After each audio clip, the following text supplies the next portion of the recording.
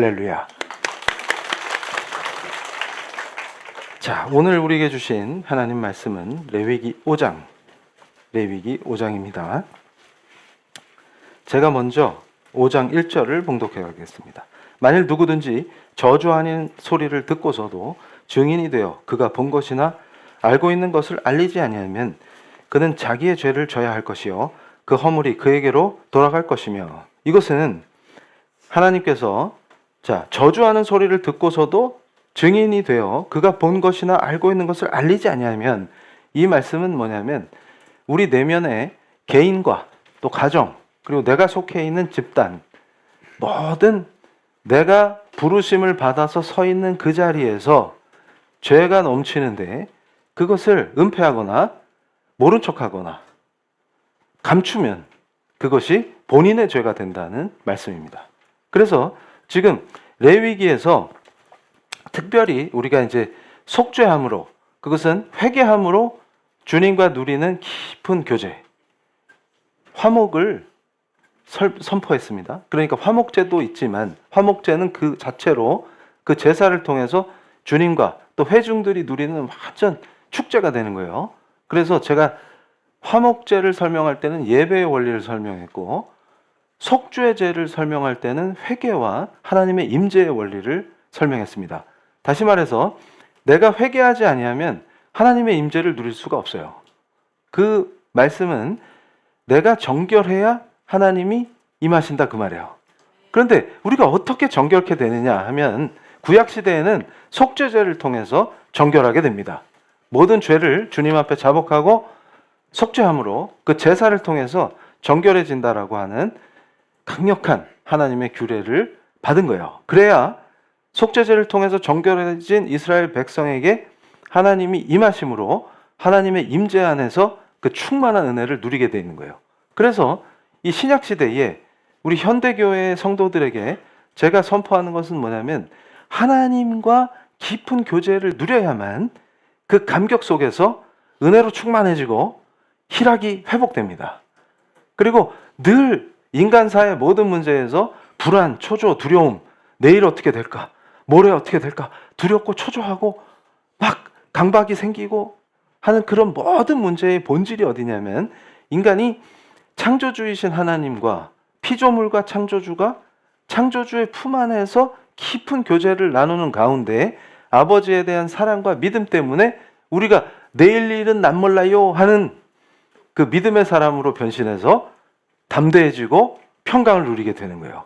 그러니까 기도한다라고 할 때, 영과 진리로 예배한다 할 때 그 요한복음의 말씀 속에 그 기도가, 예배가 깊이 들어가면 기도의 의미예요. 원어로는. 그러니까 다시 말해서 내가 하나님께 기도한다라고 할 때 그리스도 안에서 그리스도의 이름으로 기도할 때 왜 충만한 은혜를 누리지 못하느냐?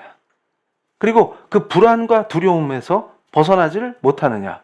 그런데 우리가 기독교의 역사를 보다 보면 순교할 때도 기쁨으로 찬양하고 순교하시는 분들이 있는데, 나는 상황이 그것에 비하면 아무것도 아닌데, 바울은 신라와 함께 감옥에 갇혀서도 하나님을 찬양함으로 옥문이 부서지는 놀라운 은혜를 체험하는데 내 일상에는 왜 평강이 없느냐? 샬롬이 없느냐? 그 문제를 깊이 직면해야만 합니다. 그 원인이 어디 있냐면, 내가 부지불식간에 죄를 짓는데 내 인생의 죄를 감추고 하나님 앞에서 그것을 자복하고 회개함으로 그 놀라운 은혜, 다시 말해서 예수 그리스도의 그 십자가의 보혈로 씻어지는 그 은혜가 없는데, 기도는 하면 뭘 할 것이요? 예배는 드리면 뭘 할 것이냐? 그겁니다. 그러니까 제가 이 예배의 원리를 설명할 때도 굉장히 중요한 원리가 있어요. 제사를 통해서 하나님이 받으시는 이 제사로 우리가 거룩해진다 그랬죠? 그러면 예배도 내 삶도 기름 부음이 없는 이유가 어딜까 하면 뭐를 점검해야 돼요? 정결의 문제를 점검해야 합니다. 그런데 그 정결의 문제를 점검할 때 잘못 가르치면 죄에 대한 강박증을 불러일으켜요. 이것도 죄인가? 저것도 죄인가? 그래서 오히려 평강을 누려라 했더니 말씀을 잘못 배워가지고 죄에 대한 강박증 환자로 전락하면 이것 또한 하나님 앞에서 또 큰 문제가 되는 거예요. 그러니까 우리 사랑하는 성도님들이 여기서 완전히 자유로워지는 모든 원리의 출발이자 끝, 시작과 끝, 모든 이 원리의 핵심은 어디 있어요? 예수 그리스도께 있습니다. 그게 무슨 말이냐면 우리를 정결케 하시는 그 힘은 우리에게 없어요. 어떤 공로나 의식을 통해서 기도도 마일리지 쌓듯이 한다. 제가 목요 예배 때도 막 선포했죠. 그게 아니라 기도의 핵심은 어디 있어요? 하나님과 깊은 교제와 사랑을 나누는 거예요. 그 과정에서 내가 혼자 중언부언 떠드는 것이 기도가 아니라 하나님의 사랑을 느끼고 하나님의 말씀에 응답하며 결단하고 평강을 주시는 그 하나님의 은혜를 누리는 거예요. 그래서 더 깊게 아버지 품속으로 들어가는 겁니다. 그런데 이게 왜 막히냐? 이 원리를 설명을 드리는 거예요. 그래서 내가 이미 예배의 감격을 잃어버린 지 오래다. 원인은 어딨냐? 그러면 그 강단에 기름 부으심이 없다는 뜻이고 동시에 내 삶에 기름 부음이 없다는 뜻입니다. 그럼 뭐가 문제일까? 공동체의 죄를 은폐한 원인이 그 강단에 기름 부음을 막는 것이요. 하나님의 임재를 막는다 그 말이에요. 하나님이 임재하시지 못하면 기름 부음이 없습니다. 기름 부음이 없는 삶은 팍팍하고 힘든 삶이 돼요. 그러니까 우리가 말씀 중심의 삶을 회복한다는 것은 막 밑줄 쫙 돼지꼬리 땡냐 이러면서 말씀 외우고 서로 너는 뭘 잘못했어? 말씀에 따르면 이렇게 해야 되는데 넌 그렇게 안 했어. 이런 정죄 고소 고발이 남발하는 걸 만드는 것이 아니라 뭘 하는 거예요? 우리 삶에 하나님의 기름 부으심이 있고 그 얘기는 내가 기도할 때마다 하나님의 거룩하신 임재를 누리고 예배에 올 때마다 예배의 감격과 은혜가 충만하다. 그겁니다. 그래서 PPT를 보여주시면 첫 번째로 자 공적 증언의 거부와 침묵의 죄예요. 첫 번째 우리가 봤던 1절이. 그래서 개인과 가정, 직장, 공동체 그 안에서의 은밀한 죄들 이걸 은폐하고 덮습니다. 그래서 제가 이 많은 죄 중에서 가정폭력이나 공동체 안에서 일어나는 횡령이나 그러니까 재정의 죄죠. 그 다음에 성적인 타락이나 이런 것들이 발생했을 때 어떻게 해야 되느냐라고 하면 자 6절 보세요. 그 잘못으로 말미암아 여호와께 속죄제를 드리되 양떼 암컷 어린 양이나 염소를 끌어다가 속죄제를 드릴 것이요 제사장은 그의 허물을 위하여 속죄할지니라. 그러니까 내가 은폐한 죄들이 내 양심의 가책 이것도 사실은 죄가 죄인지도 모르는 게 죄인의 특징이에요. 그리고 이미 양심의 찔림을 받는다는 것조차도 깊이 들어가 보면 성령께서 그를 다루신다는 거예요. 그러니까 예수를 사랑함으로 또 기도의 자리에 나옴으로 성령께서 그 양심을 찔리게 하심으로 은폐했던 죄가 생각날 때 그것을 깊이 회개함으로 근데 여기서의 회개는 뭐야? 지금 구약시대는 속죄제를 드림으로 회개하지만 우리는 예수 그리스도의 십자가와 그 거룩하신 보혈로 씻어짐으로 정결케 되는 줄로 믿습니다. 그래서 원리가 동일한데 더 강력한 새 언약이 있어요. 그래서 오후에 우리가 성찬식을 할 텐데 그 의미가 바로 그겁니다. 예수의 살을 찢을 때 빵을 통해서 그것은 물질이지만 성령께서 임하심으로 특별하게 오감을 통해서 예수와 연합하는 걸 누리게 하시는 거예요. 그래서 빵을 찢을 때 살과 이 살이 찢겨지는 고통을 당하시는 우리 주 예수 그리스도를 묵상하게 하십니다. 그래서 그것을 내 입에 넣었을 때 예수의 살을 먹는다는 의미는 예수와 완전히 연합하는 거예요. 그래서 죽기까지 나를 사랑하신 예수 그리스도의 그 사랑과 은혜를 깊이 내 내면에서 묵상합니다. 그 가운데서 우리의 죄를 자복하고 회개하게 돼요. 그리고 주의 피를 그 거룩하신 보혈을 마실 때 우리가 완전히 정결해짐을 주님 앞에 고백합니다. 그래서 예수와 연합한 삶 그것이 바로 우리 그리스도인의 삶인 줄로 믿습니다. 그래서 그걸 해결해야 되는데 우리 하나님이 얼마나 우리를 사랑하시냐? 그러면 11절을 보세요. 만일 그의 손이 산비둘기나 2마리나 집비둘기 2마리에도 미치지 못하면 그의 범죄로 말미암아 고운 가루 10분의 1 에바를 예물로 가져다가 속죄 제물로 드리되 이는 속죄제인즉 그 위에 기름을 붓지 말며 유황을 놓지 말고 이렇게 해서 자 이게 무슨 말이냐 하면 처음에 뭘로 제사를 드리라고 그랬어요? 양떼 암컷 어린 양이나 염소를 데려다가 속죄제를 지내야 되는데 이 백성들 중에는 돈이 없는 사람이 있어요. 그래서 이 제물을 마련할 수 없는 사람도 있어요. 그래서 한 단계 낮춰서 가난한 사람들을 위해서 산비둘기 2마리나 집비둘기 2마리로 속죄제를 드릴 수 있게 해주셨어요. 근데 그것도 마련할 수 없는 가난한 사람들을 위해서 뭐를 준비하라고 했어요? 고운 가루 10분의 1 에바를 예물로 가져다가 바쳐라. 그 얘기는 뭐예요? 어떤 백성도 자기가 놓여있는 경제적인 상황 때문에 주님 앞에서 속죄를 하지 못할까 염려하신 하나님의 사랑이 그대로 말씀에 선포되는 겁니다. 그러니까 얼마나 하나님이 우리를 사랑하시냐면 이 속죄제의 의미 중에서 자 속죄제를 한번 설명해 주시고 다시 레위기 5장에서 특별히 하나님께서 지정한 죄를 말씀하시는 거예요. 요 죄들을 너희가 은폐하지 말고 내 앞에 나와서 자백하고 속죄제를 드리라. 이렇게 말씀하시는 거예요. 그래서 그 안에서 하나님께서 그를 회복시키시고 다시 사랑으로 내가 너희에게 임하겠다 하시는 놀라운 은혜의 말씀입니다. 그럼에도 제물을 준비하는 그 성도가 혹시나 가난해서 레위기에 명시한 그 제물을 구하지 못할까 봐 하나님은 어떻게 하시는 거예요? 그 누구도 죄를 속죄하지 못할까 봐 모든 장치를 사랑으로 마련해 주셨습니다. 이게 바로 하나님이 우리를 향한 사랑이다.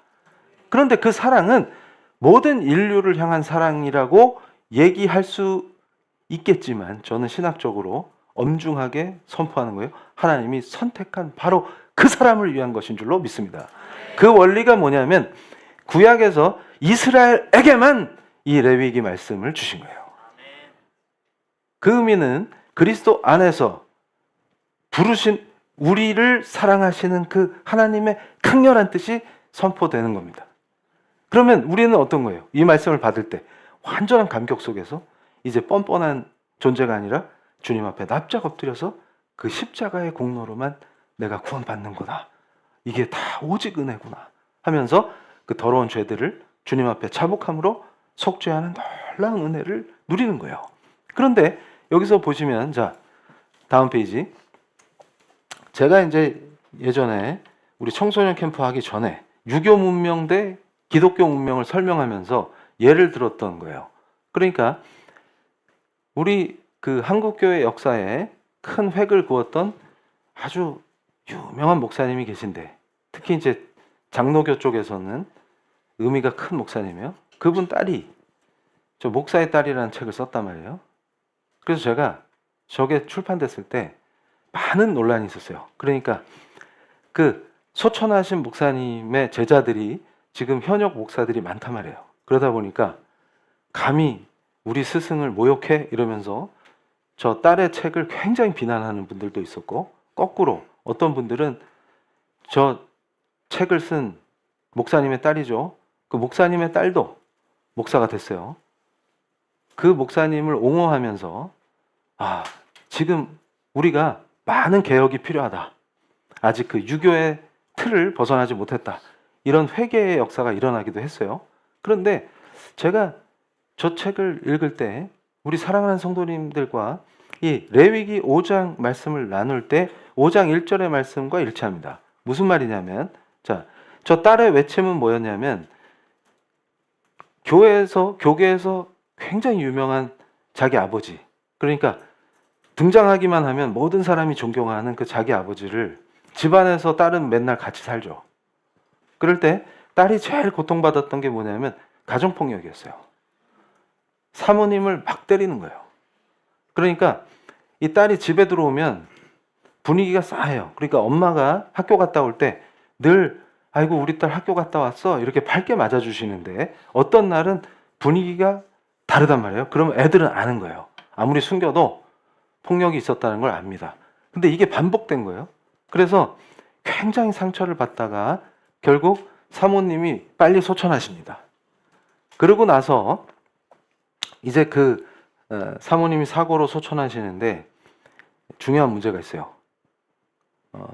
이 아버지의 모습이 딸이 볼 때, 자녀들이 볼 때 슬프거나 힘들어하는 모습이 아니고, 그러니까 목사로서 그 가해자를 빨리 용서해달라 하고 경찰서나 이 수사기관에 뛰어다니면서 탄원하시고 하는 거는 목사로서 용서하는 것을 보여주는 것일 수 있는데, 자녀들 눈에는 너무 가혹해 보이는 거예요. 우리 엄마는 뭐지?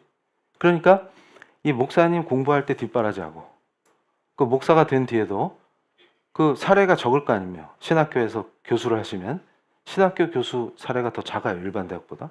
그런데 그걸 뒷바라지하면서 자녀들은 많고 엄마가 무지하게 고생하는 걸 딸이 계속 지켜봤단 말이에요. 그런데 또 아버지는 뻑하면 엄마를 때리고, 이런 환경에서 자랐습니다. 그러니까 딸이 느끼는 이 고통은 뭐냐면 이 괴리감. 그러니까 집에 왔을 때 아버지는 무서운 폭군처럼 보이는데 집 밖에만 나가면 존경받는 목사님이에요. 요 고통. 그리고 사람들은 다 아이고 저 훌륭하신 목사님 이러는데 자기는 너무 고통스러운 거예요. 이게 뭐냐? 그런데 거기서 한 발 더 나가서 더 큰 문제는 뭐냐면, 목사님이 재혼을 하셨는데 이 딸이 저 책을 쓰게 된 동기가 있어요. 동생들이 그 상처에서 못 벗어나 가지고 다 잘못됩니다. 특히 남동생은 일찍 죽고 뭐 하여튼 알코올 중독에도 빠지고 막 고통 속에 사는데, 그러니까 이게 굉장히 무시무시한 게 뭐냐면, 인간이 하나님을 향한 그 사랑과 은혜를 누리지 못하도록 막는 것 중에 넘버 원이 무엇이냐? 그러면 예수 그리스도가 잘못이에요? 아니면 인간의 죄가 문제입니까? 인간의 죄예요. 근데 이것이, 그래서 제가 설교할 때 항상 강조하는 게 뭐예요? 용서의 중요성입니다. 그런데 이 용서조차 잘못 가르쳐서, 자, 이 딸이 강조한 건 뭐냐면, 아버지가 한 번이라도 자녀들에게 미안하다. 그러니까 이제 재혼하신 후에 자녀들이 또 있어요. 그런데 그러면 원래 그 사모님 자녀들에게 아버지가 미안하다, 잘못했다, 그거 한마디를 요구했다 그 말이에요. 그러니까 식구들이 다 모일 수 있을 때, 다 모였을 때 아버지가, 큰딸이니까 저 책의 저자가 딱 한 번만, 지금 그 어릴 때 상처 때문에 헤어나오지 못하는 동생들을 위해서 딱 한 번만 다 모아놓고 미안하다, 아버지가 잘못했다, 한 번만 해주시면 안 되냐. 그럴 때 설교를 듣는 거예요. 안 받아들이고, 내가 뭘 잘못했어 하고서 무릎 꿇어. 그리고서 네가 뭐가 문제인지를 내가 설명해 줄게. 이렇게 돼버린 거예요. 그리고 끝내 그 중독에 빠졌던 아들과는 화해하지 못한 채로 아들이 먼저 소천합니다.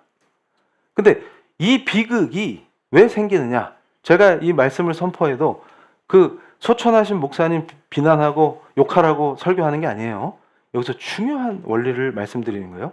자, 수천 번 설교를 하고 수백만 번 강의를 해도 저는 확신합니다. 요 문제부터 해결해야 되는 거예요.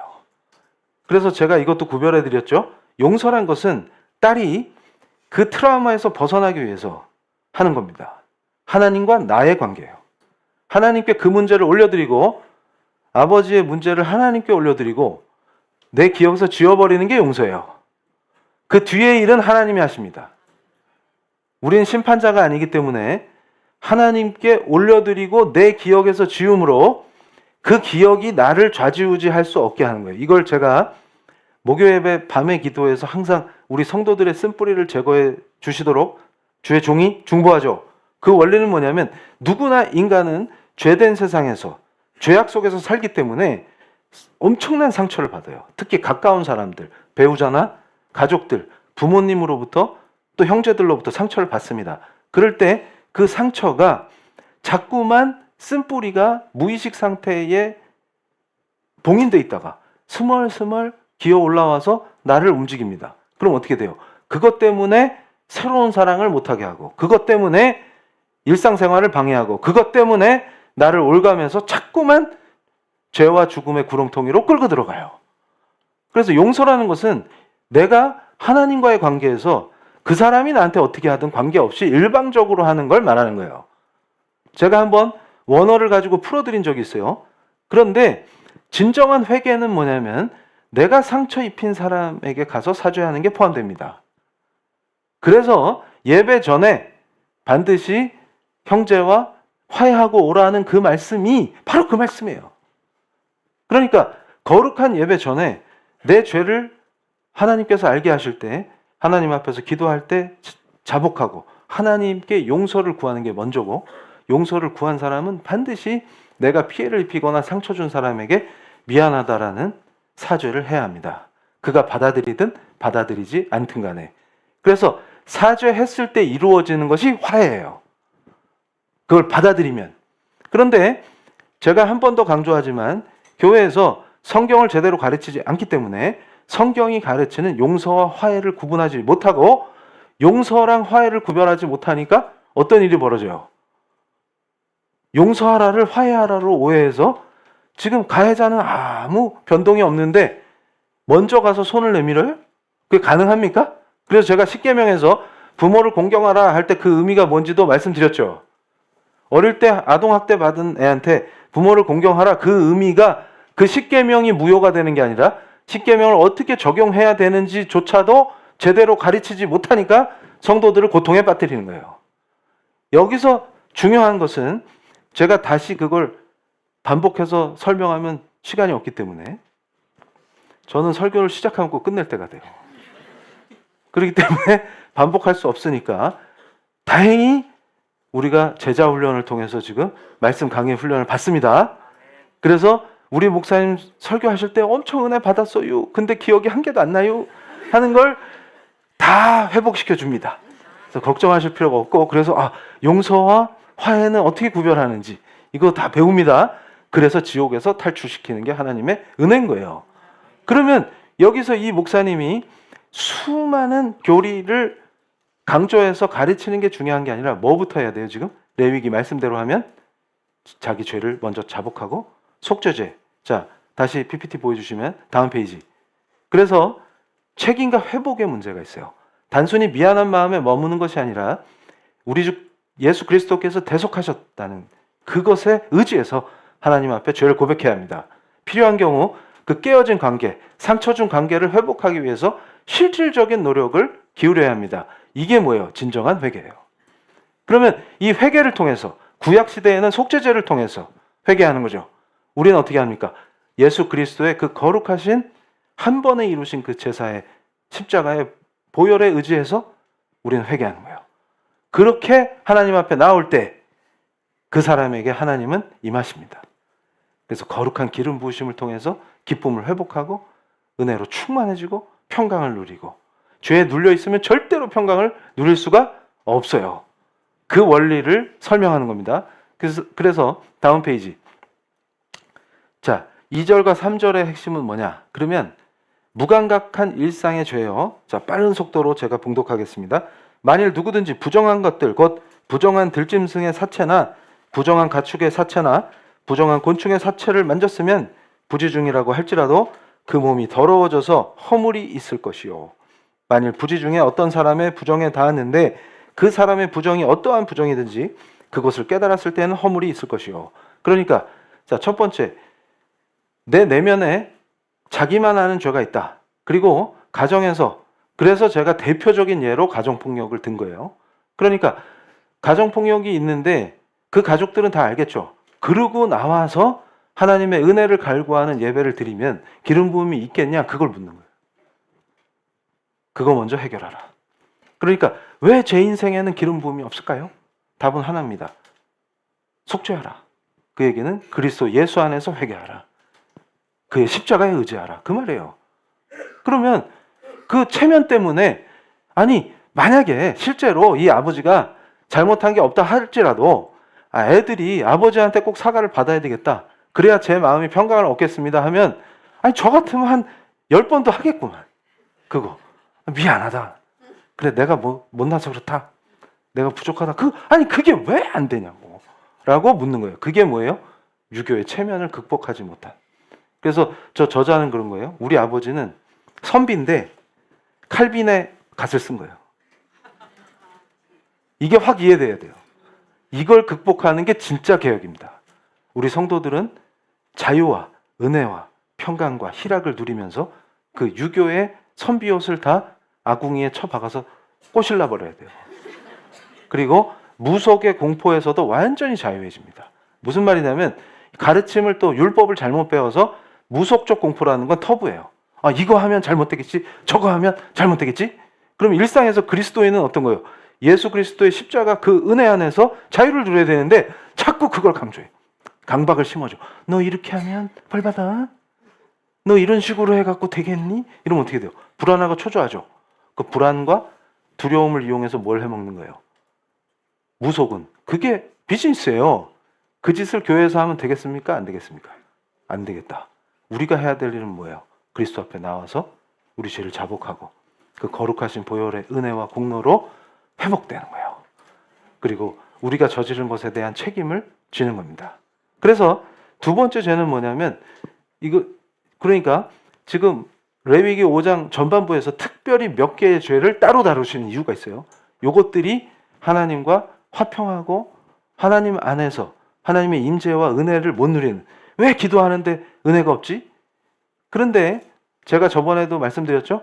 잘못된 광신의 열정은 기독교뿐만 아니라 모든 이방의 잡종교들, 잡신들을 숭배하는 데도 있습니다.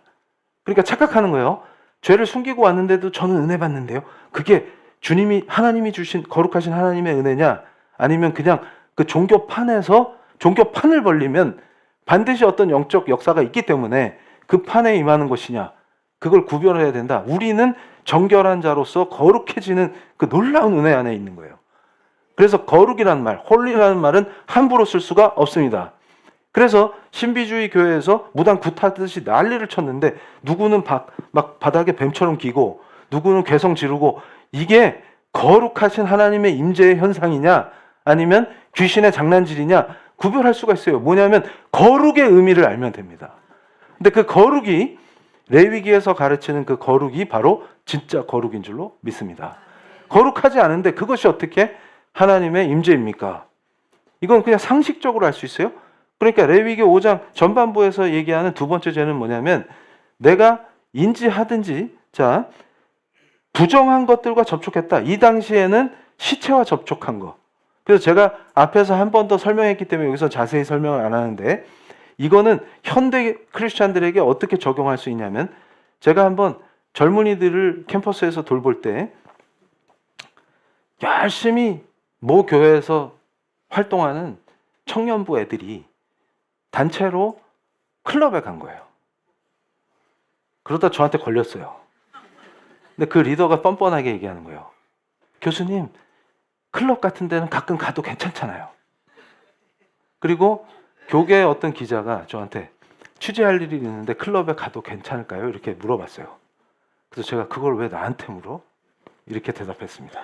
무슨 말이냐면 부정한 것과 접촉하지 말라. 이것은 현대에 적용할 때 이 하나님의 율법의 핵심은 어디 있냐면 잘 생각해 보세요.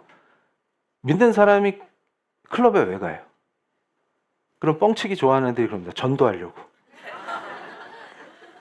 그럼 제가 그럽니다. 그따구 전도는 안 해도 된다. 얘들아. 뻥치지 마라. 네가 가고 싶었지. 너. 근데 거기 왜 가고 싶어요? 그거부터 점검하는 거예요. 그게 죄다 그 말이에요. 그러니까 굳이 클럽을 왜 가냐? 그러면 직장인들이 회식합니다. 술이 막 돌아요. 그럴 때 식당인데 반주하려고 술 먹는다. 거기 앉아 있는다. 그건 문제 없어요. 그러니까 지금 우리 교회 위치를 보세요. 아무 관계 없어요. 그리고 우리 교육자들이 그 꽐라된 사람 구별을 못 하잖아요. 그래서 제가 청소년 캠프 할 때도 한번 말씀드렸죠. 복도에 꽐라된 청년이 있으니까 그 예배당으로 데리고 들어오려고 그래서 내가 깜짝 놀랐어요. 쟤는 그냥 취객입니다. 그랬더니 정신을 잃었으니까 도와야 된다는 거예요. 그래서 술 깨서 보내면 되니까 이게 구별해야 돼요. 그런데 잘 보세요. 회식 자리에서 식당인데 술을 판다. 그러면 내가 그 술잔 안 받으면 돼요. 거부해도 됩니다. 그게 두려우면 다 관두세요. 그냥. 아니 이까짓 거 술잔 거부해서 내가 이 회사 못 다니고 출세 못할까 봐 쫄면 다 그냥 때려치세요. 때려치라는 말이 교회 안 나와도 됩니다. 아니, 무슨 목사가 교회 안 나오는 거예요. 그 정도로 믿음이 없냐 그 말이에요. 하나님이 나를 지키신다. 확신하면 됩니다. 그런데 유흥주점에 간다. 그런데 꼭 전도하러 따라갑니다. 이런 짓 하지 말라는 거예요. 그거를 회개하라 그 말이에요. 자기가 의도했던 그게 고이든 아니든 간에 그 죄의 장소에서 더러움이 묻었다 그 말이에요. 그 굳이 가야 될 이유 한 개도 없어요. 식당인데 술 파는 것과 아예 유흥을 목적으로 하는 술집과는 다릅니다. 그럴 때 과감하게 저는 못 갑니다. 저는 그런 데 가지 않습니다. 이렇게 할 수 있어야 된다 그 말이에요. 근데 그런 사람에게 하나님이 특별히 그 기도의 은혜를 부어주신다 그 말이에요. 자, PPT 보여주세요. 이제 정리합니다. 그래서 자, 영적 무관심 상태를 2절과 3절이 말씀하시는 거예요. 영적으로 무관심하면 안 됩니다. 우리는 정결하도록 부름받은 사람이기 때문에 그리스도 예수 안에서 항상 정결을 추구해야 돼요. 그래서 저곳이 죄 짓는 곳이다라는 걸 알 때, 자, 그곳에 가는 사람들을 정죄하면 됩니까? 안 됩니까? 그래서 항상 스스로 말하는 거예요. 너나 잘하세요. 그러니까 오히려 전도는 그분들에게 예수를 전해서 그걸 끊게 하는 게 전도인 거예요. 그분들과 따라다니는 게 전도가 아니고. 이제 이해가 되시죠?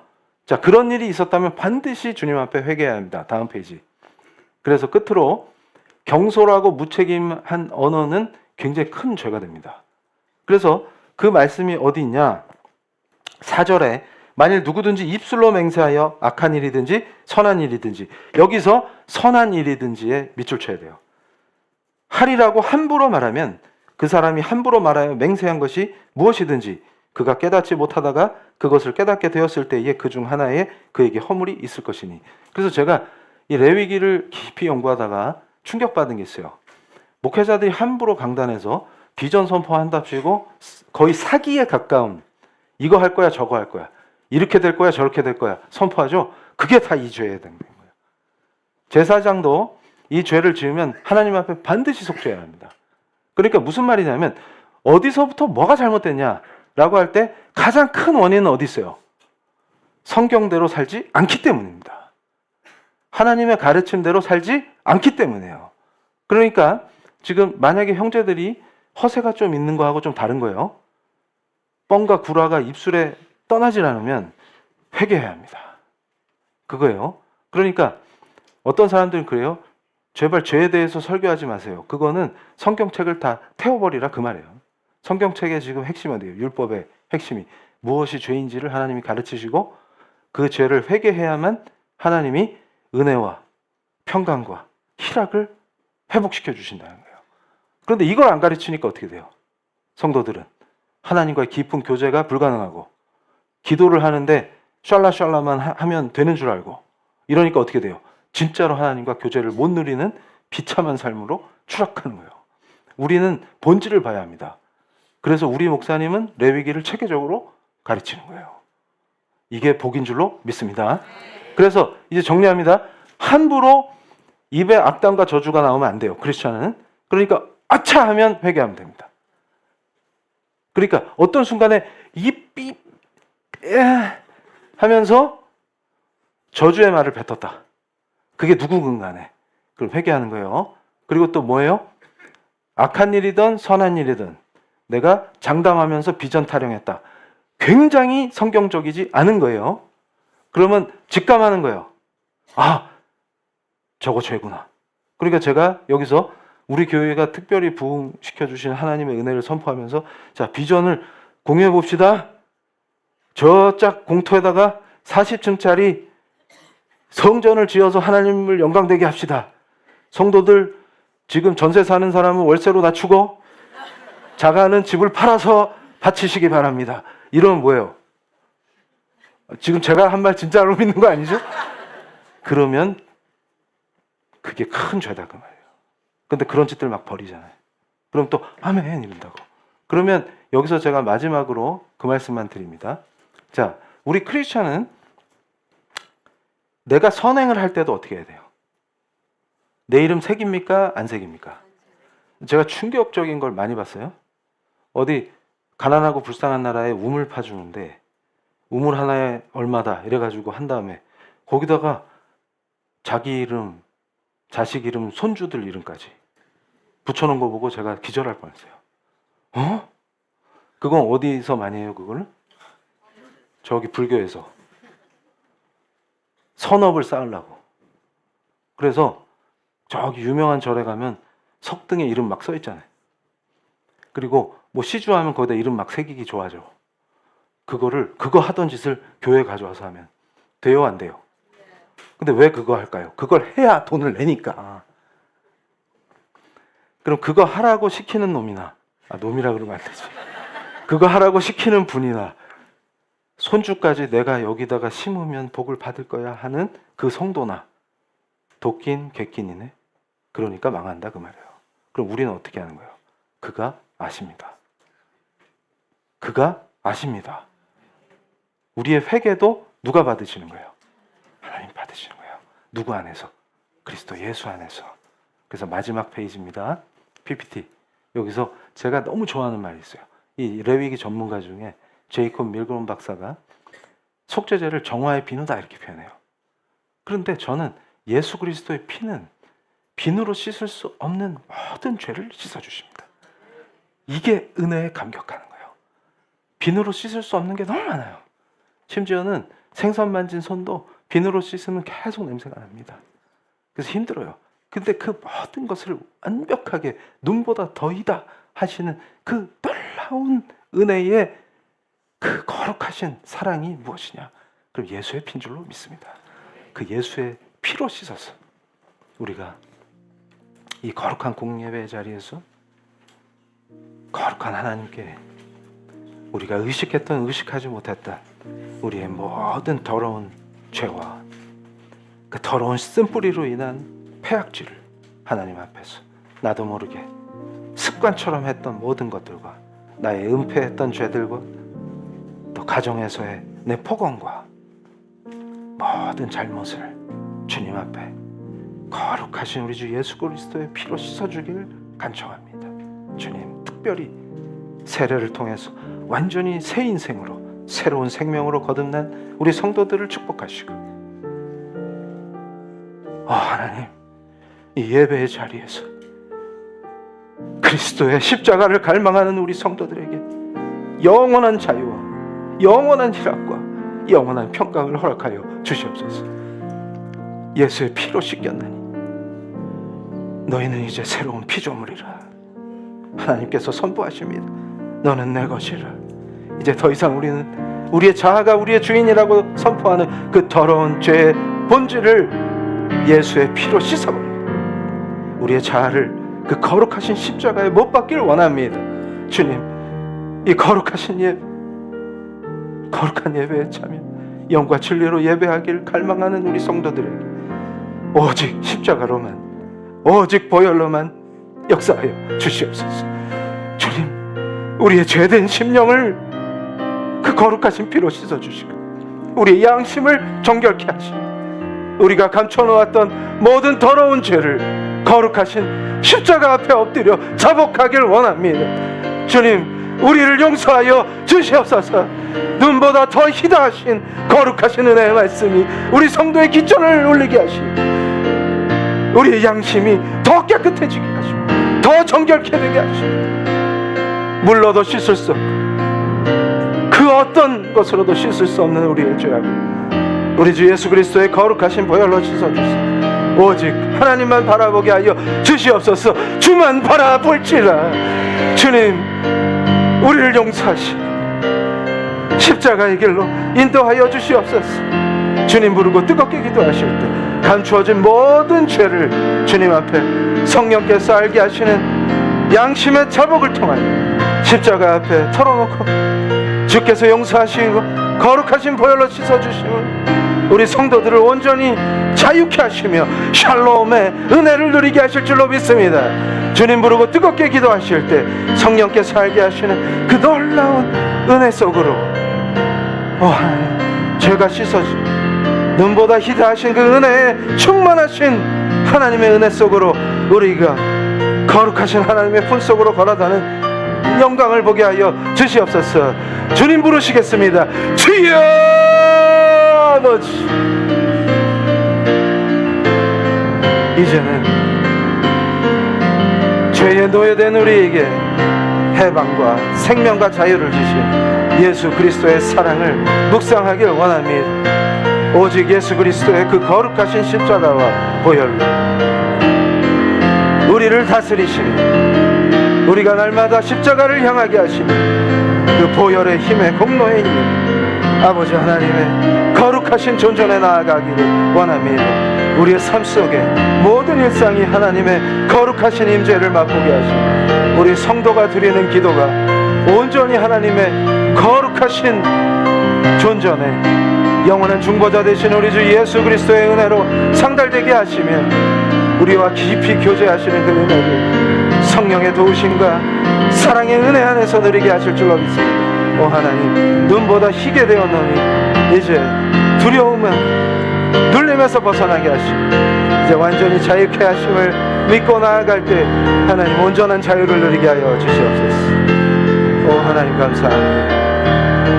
자, 우리 사랑하는 성도님들, 이제 완전히 그리스도의 거룩하신 보혈로 우리를 씻어주시고 그 십자가의 거룩하신 공로로 우리를 흠없다 하시니 오직 감사와 은혜와 찬양을 올려드리길 원합니다. 두 번째로 기도하실 때는 죄된 세상에서 살아오면서 우리를 아프게 하고 상처 줬던 그 모든 쓴뿌리들, 그것이 우리 내면의 쓴뿌리가 되어서 우리를 주장하고 죄의 길로 인도하는 그 모든 악한 쓴뿌리들을 성령의 은혜로 완전히 뽑아버리는 기도를 올려드리겠습니다. 주님 역사하셔서 우리 성도들을 온전한 자유로 인도하여 주시옵소서. 진리가 너희를 자유케 할지니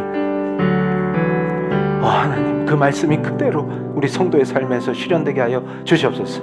이제 우리를 괴롭히고 우리를 누르는 죄의 문제들과 고통받고 상처받았던 모든 아픔들 때문에 내 인생이 눌리고 내 삶이 눌리고 희락을 빼앗긴 그 삶에서 이제 예수께서 주시는 그 충만한 은혜와 성령께서 부어주시는 희락을 회복시켜 주시옵소서. 그리스도 예수 안에서 우리가 온전한 희락을 누리게 하실 줄로 믿습니다. 기쁨에 춤추게 하시며 오직 하나님을 찬양할 때 그 찬양의 강력한 역사가 나의 희락으로 완전히 성령께서 지금 이 자리에서 간절히 기도하는 공예배의 거룩한 기도를 드리고 있는 우리 성도들에게 임하사 우리 성도들을 평강과 은혜와 자유와 희락의 자리로 인도하여 주시옵소서. 우리가 모든 두려움과 눌림에서 벗어나서 자유케 하시며 이제 허락하신 고난의 고개를 넘을지라도 주께서 주시는 산들바람과 강렬한 은혜와 사랑을 누리게 하시며 주께서 반드시 우리를 쉴만한 물가로 인도하시는도다 하는 반석과 같은 믿음을 주셨어요. 우리가 해를 두려워하지 아니하며 사망의 음침한 골짜기를 걸을지라도 해를 두려워하지 아니하며 오직 우리의 목자 되신 예수 그리스도만 따르기를 결단하고 나아가길 원합니다. 주님 역사하여 주시옵소서. 쓴뿌리를 뽑아 주시옵소서. 인생의 눌림에서 벗어나게 하여 주시옵소서. 주님 부르고 뜨겁게 기도하실 때 우리를 자유케 하시며 시원한 생명수의 말씀을 통하여 성령의 역사 속에서 희락을 회복시켜 주시리라 믿습니다. 주님 부르시겠습니다. 주여 아버지, 은혜를 베풀어 주시옵소서. 우리가 목마릅니다. 주님, 영원히 목마르지 않은 예수 그리스도의 진리의 생명수로 우리를 채우시고 충만케 하시며 그 어떤 쓴뿌리도 우리 성도들을 주관치 못하게 하시며 주관치 못하게 하시며 오 하나님, 주관치 못하게 하시며 오직 자유의 길로 인도하여 주시옵소서. 일상이 기도할 때마다 하나님이 주시는 놀라운 평강을 누리게 하시며 은혜로 충만케 하사 내일같이 우리 성도들이 선 그 자리가 예배의 지성소가 되게 하시며 하나님 아버지와 깊은 교제를 나누게 하시며 은혜로 충만케 되게 하사 오직 하나님의 은혜 안에서 기쁨으로 춤추게 하시며 희락으로 충만케 되게 하여 주시옵소서. 오 하나님 감사합니다. 머리에 인쳐주시고 온전히 우리가 하나님의 것임을 선포하길 원합니다. 선포하길 원합니다. 주님 역사하여 주시옵소서. 주님 역사하여 주시옵소서. 오 하나님, 선포하길 원합니다. 오 하나님 감사합니다. 자, 우리 사랑하는 성도님들 모두 자리에서 일어나셨어요. 아프신 분들은 일어나지 않으셔도 됩니다. 아버지 감사합니다. 자, 우리 오른손을 우리의 가슴이 심장에 올리시고 입술로 고백하시겠습니다. 이제 저는, 자, 따라하세요. 이제 저는 온전히 하나님의 것입니다. 주여 영원히 저와 함께하여 주시옵소서. 자, 이제 제가 기도하겠습니다. 지금 이 자리에서 일어나 주님을 향하며 주님께 심장을 드리며 우리가 오직 하나님의 것임을 선포합니다. 이제 우리는 우리의 힘과 우리의 능력과 우리의 생각으로 발버둥치던 그 모든 삶을 내려놓고 오직 예수를 따르기를 결단합니다.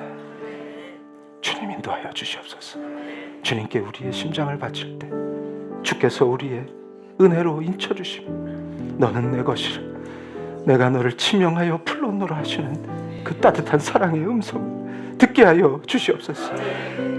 이곳에 모인 우리 성도들이 날마다 기도할 때마다 거룩하신 은혜로 하나님이 주시는 특별한 평강을 누리게 하시고 우리 성도들이 살아온 인생 과정에서 겪었던 수많은 아픔과 고통과 상처들을 거룩하신 예수의 보혈로 완전히 깨끗이 씻어주실 때 너는 눈보다 희게 되었노라. 내가 거룩하니 너희도 거룩하라 하신 그 말씀에 따라 이미 우리 성도들은 완전히 정결해진 줄로 믿습니다. 오직 우리가 십자가와 보혈에 의지하여 나아갈 때 주께서 그 놀라운 은혜와 사랑과 평강과 희락을 회복시켜 주실 줄로 믿습니다.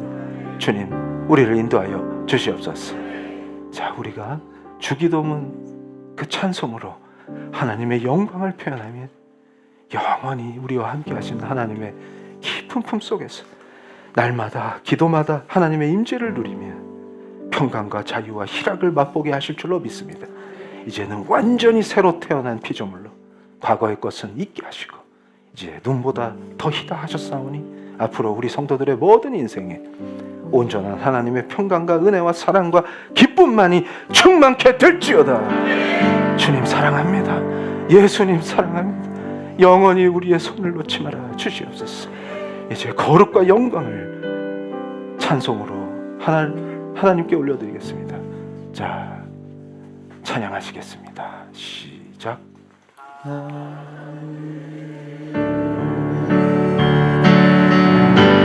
계신 아버지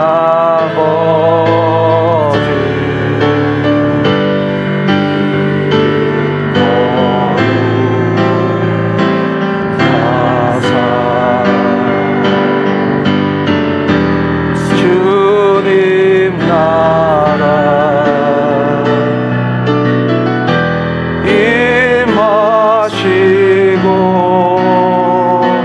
뜻이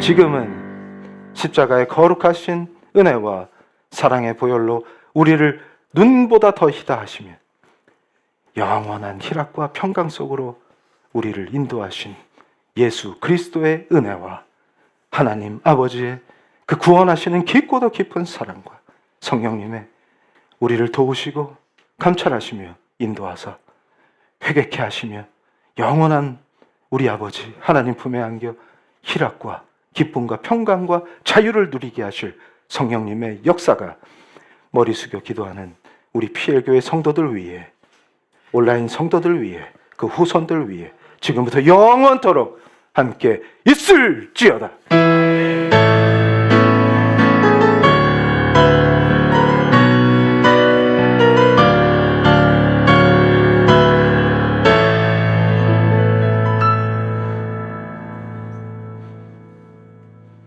자, 할렐루야.